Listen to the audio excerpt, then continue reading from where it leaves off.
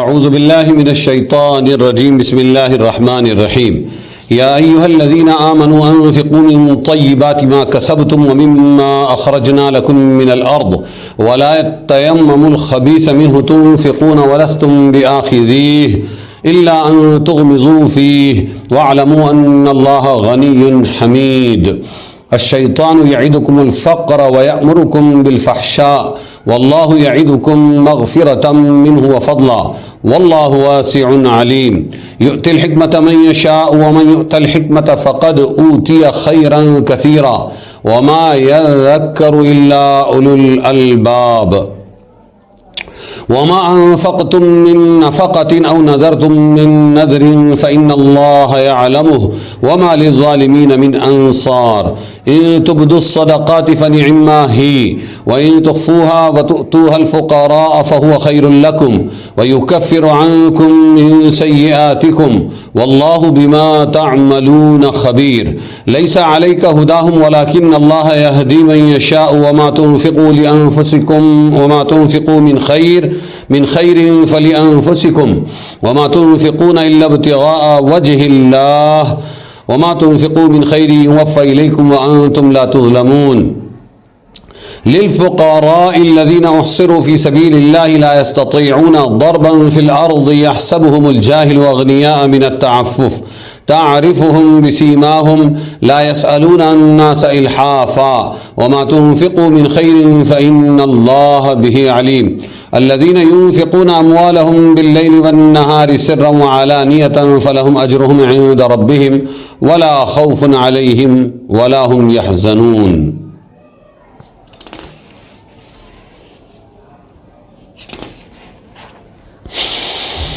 یہ سورہ بقرہ کی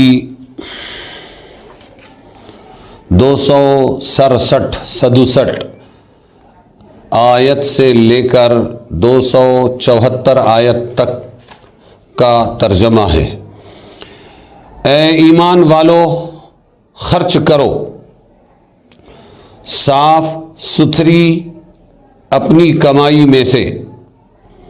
اور جو ہم نے تمہارے لیے زمین میں سے نکالا ہے، پیدا کیا ہے اس میں سے، اور ارادہ نہ کرو گندی چیز کا اس میں سے، گھٹیا چیز صدقہ مت کرو، ایسی چیز کہ جس کو تم لینے کے لیے تیار نہ ہو، مگر یہ کہ چشم پوشی کر جاؤ، آنکھ بند کر کے لے لو تو لے لو، ورنہ تم خود لینے تیار نہ ہو، تو ایسی چیز اللہ کے راستے میں خرچ مت کرو۔ اور تم جان لو کہ بے شک اللہ تبارک و تعالی بے پرواہ ہے، خوبیوں والا ہے۔ شیطان وعدہ کرتا ہے تم کو تنگ دستی کا اور حکم دیتا ہے بے حیائی کا، اور اللہ وعدہ دیتا ہے تم کو، وعدہ کرتا ہے تم سے اپنی بخشش اور فضل کا، اور اللہ بہت کشائش والا، کشادگی والا ہے اور سب کچھ جانتا ہے۔ عنایت کرتا ہے اللہ تبارک و تعالی سمجھ جس کو چاہے، اور جس کو سمجھ مل گئی تو اس کو بڑی خوبی ملی، اور نصیحت وہی قبول کرتے ہیں جو عقل والے ہیں۔ اور جو کچھ تم خرچ کرو گے خیرات یا قبول کرو گے کوئی منت، تو بے شک اللہ کو سب معلوم ہے، اور ظالموں کا کوئی مددگار نہیں۔ اگر ظاہر کر کے دو خیرات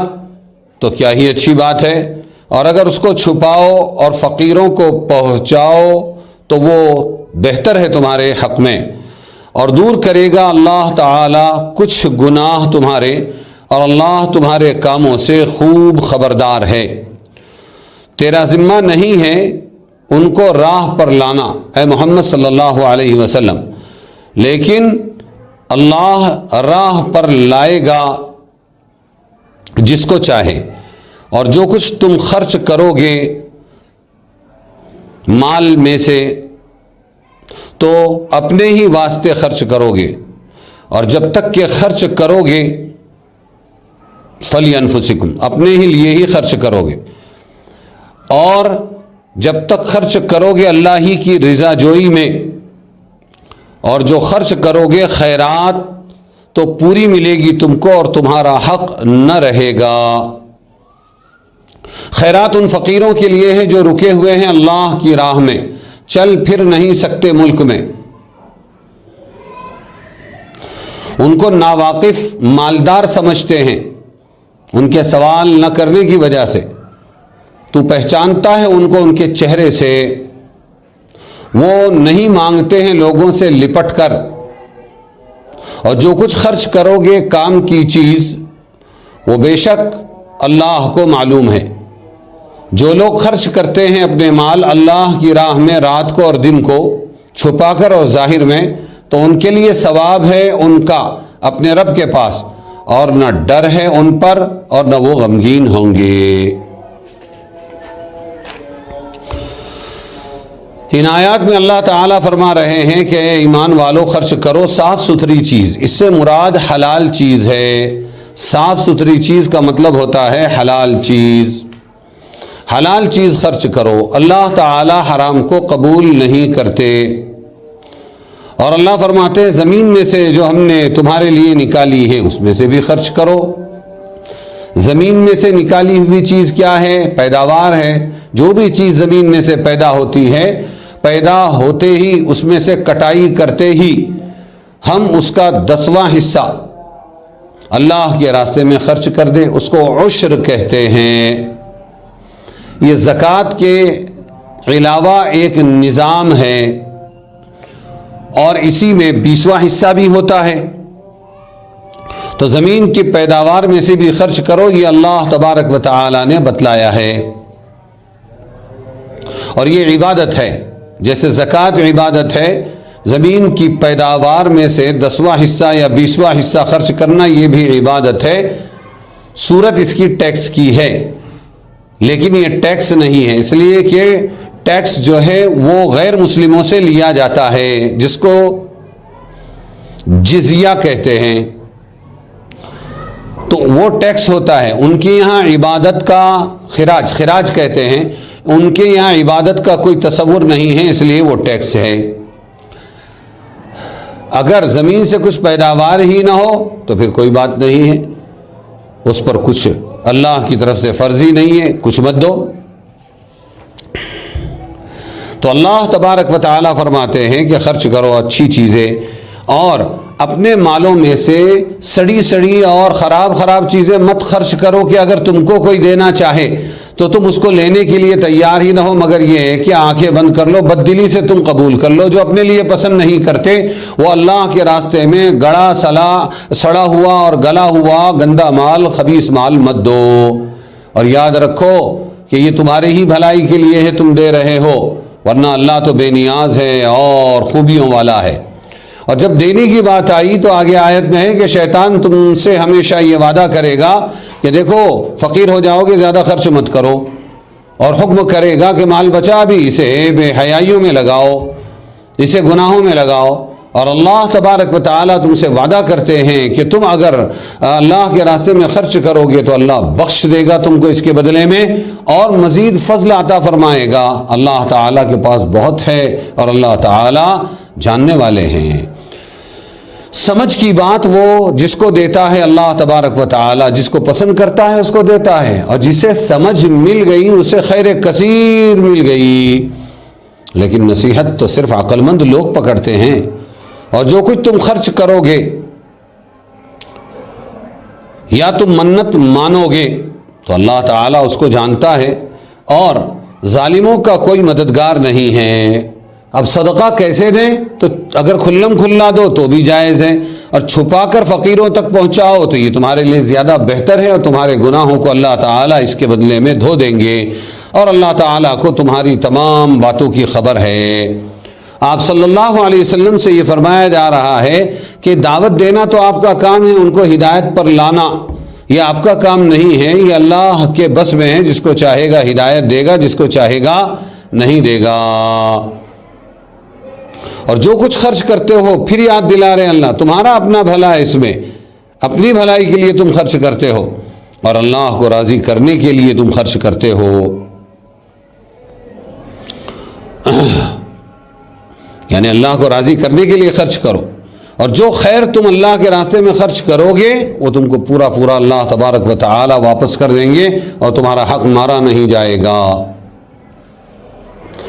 اسی طرح یہ بتایا کہ فقیروں کے واسطے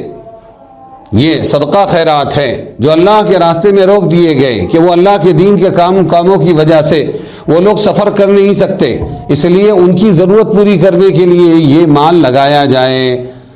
اور ان کو جاہل لوگ سمجھتے ہیں کہ ان کے پاس بہت مال ہے، حالانکہ وہ ان کے پاس نہیں ہوتا ہے، بس اتنا ہے وہ ویسے چمٹ کے نہیں مانگتے جیسے راستے پہ چلنے والے گھر پر آنے والے چمٹ کے مانگتے ہیں، لیکن چہرے سے تم پہچان سکتے ہو کہ انہوں نے کھانا نہیں کھایا ہے، یہ ضرورت مند ہے۔ اللہ تعالیٰ کو تمہارے خرچ کی ساری خبر ہے۔ جو لوگ اپنے مال رات میں دن میں اور چھپا کر اور علانیہ طور پر خرچ کرتے ہیں تو ان کو ان کا اجر ملے گا ان کے رب کے پاس۔ اللہ تبارک و تعالی اس میں یہ بتلا رہے ہیں کہ خرچ کرو اور شیطان کے ڈرانے سے مت ڈرو۔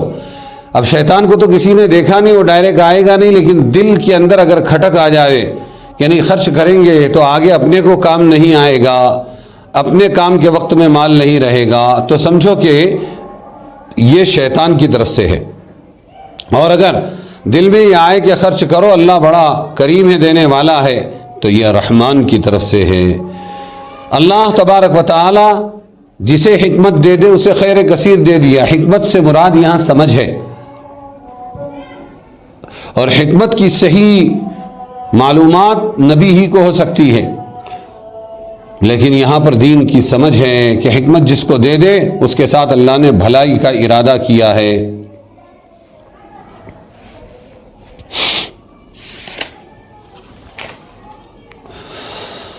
دونوں راستوں سے خرچ کرنے کا طریقہ بتا دیا کہ کھلم کھلا بھی خرچ کر سکتے ہو، لیکن اس میں ایک بات یاد رہے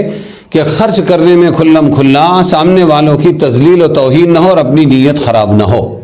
ہاں دوسروں کی ترغیب مقصود ہو کہ ہم کو خرچ کرتا دیکھ کر دوسروں کو بھی ترغیب ہوگی، وہ بھی اللہ کے راستے میں خرچ کریں گے، یہ باعث ثواب ہے۔ لیکن اگر چھپا کر دو اور ضرورت مندوں تک پہنچاؤ تو یہ بہت بہتر بتایا گیا ہے۔ ایسے ہی ہم کوشش کرتے رہیں اپنے گھر والوں اور اسی طرح مسلمانوں کو ہدایت پر لانے کی یا غیر مسلموں کو ہدایت دلانے کی، لیکن اگر وہ نہ مانے تو بددل نہ ہو، اس لیے کہ اللہ کے نبی کو یہ کہہ دیا گیا کہ لیس علیک ہداہم، ہدایت دینا تمہارے بس میں نہیں، کوشش کرتے رہو۔ ہدایت اللہ کی اپنی پراپرٹی ہے، جس کو چاہیں گے دیں گے اور جس کو چاہیں گے نہیں دیں گے۔ اور یہ صدقہ خیرات کس کا حق ہے؟ تو للفقراء الذین احصروا فی سبیل اللہ، اللہ کے راستے میں جو روک دیے گئے وہ کمانے کو نہیں جا سکتے، ان کی ضرورتیں پوری کرنے کے لیے یہ مال لگایا جا سکتا ہے۔ یہاں ایک بات اچھی طرح یاد رہے کہ ان کی ضرورت تو پوری کی جا سکتی ہے، لیکن ان کی ثروت کے لیے اس مال کو استعمال نہیں کیا جا سکتا۔ کیا مطلب؟ کہ جو لوگ فقیر ہوتے ہیں اور اللہ کے راستے میں ان کو یہ مال دیا جاتا ہے، ضرورت پوری کرتے کرتے ان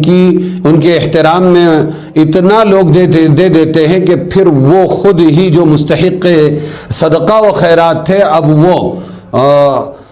مالک نصاب بن کر ان پر بھی زکوٰۃ فرض ہو جاتی ہے۔ تو اس سے بچنے کی ضرورت ہے۔ پھر وہی جو کل کے فقیر تھے آج ان کی زندگی مالداروں کی طرح گزرتی ہے اور قابل رشک بن جاتے ہیں، اور یہی سے ان میں اور ان کے خاندانوں میں بگاڑ آتا ہے۔ ان کو بھی یہ چاہیے کہ وہ ضرورت کا لیں اور باقی اللہ کے راستے میں خرچ کر دیں۔ پھر پروفیشنل فقیروں اور اصلی فقیروں کی پہچان بتائی ہے کہ چمٹ کے مانگنے والے پروفیشنل ہوتے ہیں، اور جو لوگ نہیں مانگتے ہیں مل جائے تو لے لیتے ہیں لیکن بہت ہی چمٹنا ان کو نہیں آتا ہے، ان کو غیر مستحق مت سمجھو، بلکہ ان کے چہروں سے پہچان کے اور تفقد احوال کر کے ان تک کے ان کا حق پہنچانے کی کوشش کرو۔ صدقہ خیرات میں ان کا حق ہے۔ یہ بھی بتا دیا کہ رات دن کسی بھی وقت میں صدقہ خیرات کر سکتے ہیں، کوئی ٹائم کوئی مہینہ یہ طے نہیں ہے، تمام حالات واقعات میں، رات میں، دن میں، خفیہ، علانیہ، ہر طرح سے اللہ کے راستے میں خرچ کرنا چاہیے۔ جیسے اس آیت کے شان نزول میں روح المعانی میں حضرت ابن عباس حضرت ابن عساکر نے نقل کیا ہے کہ حضرت ابوبکر صدیق رضی اللہ عنہ نے 40,000 دینار اللہ کے راستے میں